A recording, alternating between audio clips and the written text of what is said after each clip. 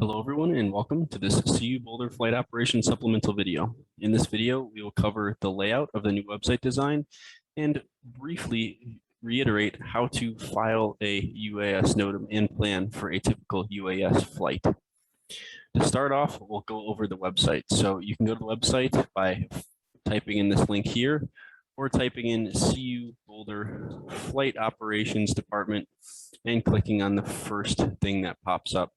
You'll be brought to this page. This is the home page for our website where we post recent news that applies to all crew members, PICs, and VOs. But we also have tabs on the right side that can be used by people who come to our website to get pertinent information. We'll touch on some of the important tabs right now. One of the important tabs here is the Contact Us tab. This lists the current employees of the department and their emails if you need to contact them. The next important tab is the current CU-owned COAs tab. These are all the COAs that the department currently has in use and currently owns. You might recognize this one. This is the blanket COA. If you are to click on one of the hyperlinks associated with the COA, you'll get the full COA. So here we have the front page, which kind of tells us the basics of what this COA allows. And you have the backup slides, which give you, or the backup pages, which give you more specific information on the COA. If you want to look around and see what other COAs the department has and what other COAs allow different operations, feel free to pick around on this page a little bit.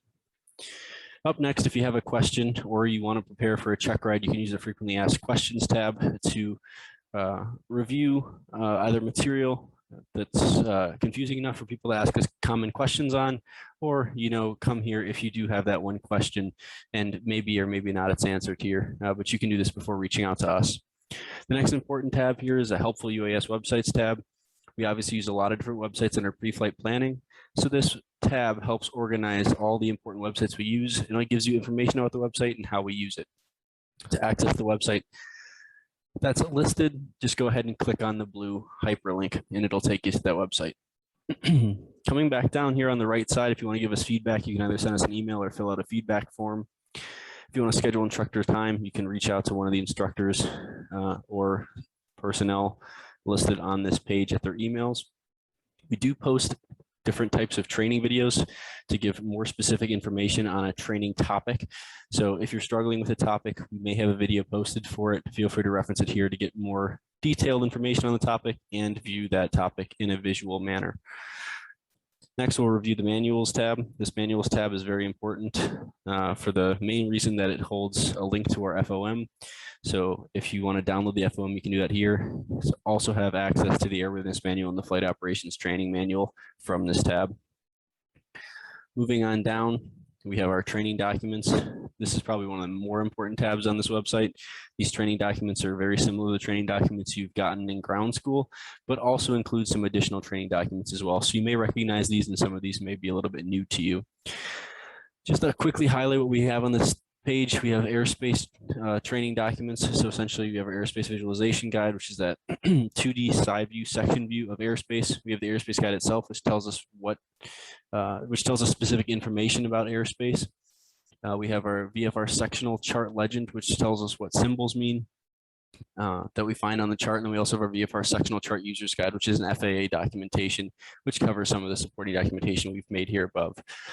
For checklists, we have our COA flight checklist. This is very good for planning, and this is what we'll use in our planning portion of this video. And we also have the UAS operational checklist, which is a baseline checklist that we've created for one of the department's UAS, but it can be open to you to modify that in order to meet the continuing airworthiness requirement of flight, but make it specific to your UAS. If you're flying outside the country or under the jurisdiction of export controls, you can use these documents here. FAA public documents or publication documents are listed here.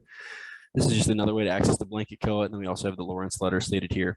And for miscellaneous, if you want to, if you're struggling to read a METAR, you forgot how to read a METAR, you can check out the how to read a METAR document. If you want to better evaluate risk on your missions, you can use our operational risk matrix document. And if you want to make sure that your briefings are adequate, or you have any questions about giving briefings, you can review the briefings document here. If you want to test your skills either in preparation for a check ride or just to stay up to date, you can do so with the review quiz here. We have additional training documents here which go over the multi-rotor and fixed wing required flight maneuvers for a check ride in PowerPoint form, and we also have the outline of a ground school in a PowerPoint form, so you can use that as well. We have a list of existing type certificates under this tab. So if you want to know what type certificates that we have for these aircraft, you can find them here. If your drone's not on here, you can contact us and we can go through the airworthiness manual in order to issue an existing type certificate. The last point of note here, if you're flying in the local area, we have some emergency phone numbers for local airports and controlling agencies to meet the standards of the blanket COA. This is a quick recap on the website, and we'll now move into our pre-flight planning example.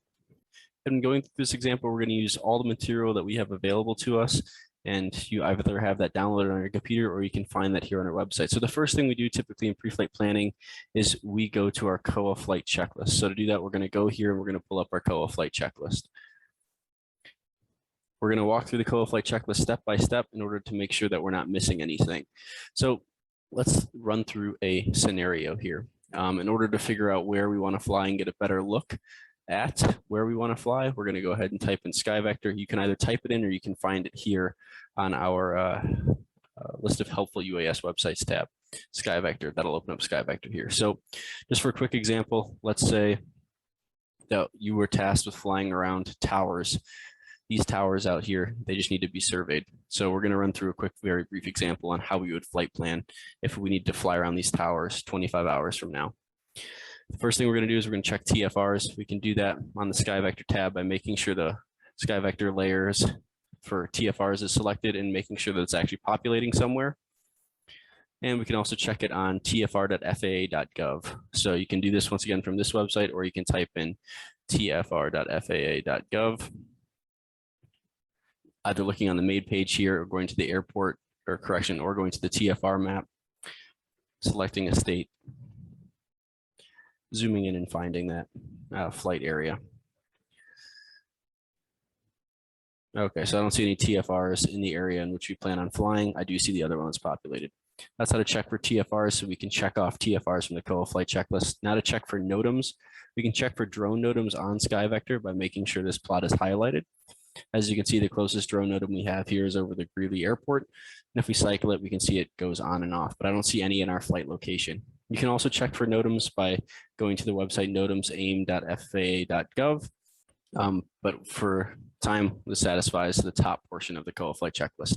Moving on, we'll move into basic airspace. So what basic airspace are we in at these towers over here? Well, I see us being in Class G airspace from the surface to 1200, then Class E airspace from 1200 to 18,000, then Class A after that. So that's the basic airspace portion of this checklist complete. Any special use airspace? I don't see any special use airspace in this area. If you don't know what special use airspace is, refamiliarize yourself with that. Looks something like this. You have restricted and non-restricted airspace. Or I should say you have regulatory and non-regulatory special use airspace. But I don't see any special use airspace. The next thing we're going to check for is military training routes. These are long gray lines with IR and VR and a couple numbers stated after them. I see one all the way over here. I don't see an air flight location. Another way to check to see if MTRs are in your area, you can go to the world low portion of SkyVector and you'll be able to see them in brown lines. I don't see any in our desired flight location. So we're good to go there. Next, we need to check time and airspace level reversions, if applicable. So if we're flying around this tower and that tower is located within airspace around an airport that's either Class E to the surface, Class D, or Class C, it has the possibility of reverting. But this is not the case in this example. If you're confused on reversions, please reference some of the documentation found on our website. This checks off the basic airspace. Oops. This checks off the basic, the airspace class portion of the COA flight checklist. Next, we're going to move into nearby airports with restrictions. So looking for nearby airports, I see a few private airports here and a few public airports down here. I'll go ahead and open up our Google Earth with chart bundle installed and just get some general measurements here. So I'm going to select the measurement tool, make sure that we are in nautical miles, and look for the closest airport to our flight location that is applicable. I see Greeley, and that looks to be, 17 miles away. Once again, private airports don't apply, so we're good to go in this regard. Knowing how to check if an airport, has a control tower, you should be able to see based on the chart, and you should be able to see if it reverts. and then seeing if the airport has an instrument approach procedure or not. You should be able to do using the AirNav website, and then getting its airport reference point. You should also be able to do on the AirNav website. So that satisfies this portion of our COA flight checklist. Next, moving on to weather restrictions. So if you were to fly around this tower 26 hours from now, the general practice and rule of thumb is to use the forecasting site of your choosing, so Google or your phone, and then come the day of, if the weather is questionable, you can make sure the text weather is on, and you can highlight over an airport which is near your flight location in order to get an updated METAR. This satisfies this requirement right here. Next, flight time. If we're flying 25 hours from now, we want to make sure that it's going to be during the day, or we're going to have to get additional training. It is a little bit later today, but we'll just assume for the sake of this example that it's going to be day, the time we plan on flying tomorrow. So we're good to go from that point of view. Next thing we're going to need to do is we're going to need to file a NOTAM. So we can go to 1-800-UX-BRIEF, or once again, we can go to our helpful UAS websites, scroll on down to flight service, and go to the flight service page. Once you're logged in, you can go to the plan and brief section, then go to the UAS NOTAM form section. You'll be taken to the basic UAS NOTAM form. First thing you want to do is fill in your aircraft ID. So this will be the ID that you get from the FAA when you register your drone as a commercial drone. Then you can go ahead and state your altitude. Even though we're around a structure, I only plan on flying up to 400 feet AGL. Next, we want to select a time, which is more than 24 hours in advance. We can fill out the relevant information here, and now it's time to define a center point. There's a specific way we need to fill this out. Initially, it's with a 9-character string. The first 3 characters identify the nav aid, which you plan on using to define the flight location. Next defines a direction off of that nav aid, and the final 3 characters represent a distance. So if you remember, nav aids look like these things. These are VORs, and they'll be indicated essentially by different compass roses. So this is the nearest VOR that I see to our flight location, and this VOR is the GIL VOR with the identifier GLL. So I'll go ahead and throw that in here for the first 3 characters of our 9-character string. Next, I need to find a direction off of this VOR. I can do that by either going into Google Earth, selecting our ruler tool, selecting the center point of the VOR, going out to our flight location, getting a heading change or a heading value and subtracting that by a line of magnetic variation. So in this case, I would subtract it by 8 because it's 8 degrees east. Or what I can do is I can look to see where this line intersects the compass rose and pick a number which correlates to where it intersects. So in this case, it looks like it's going to be about 310, 311 degrees from true north, or correction, from magnetic north. So I'll go ahead and put in 312.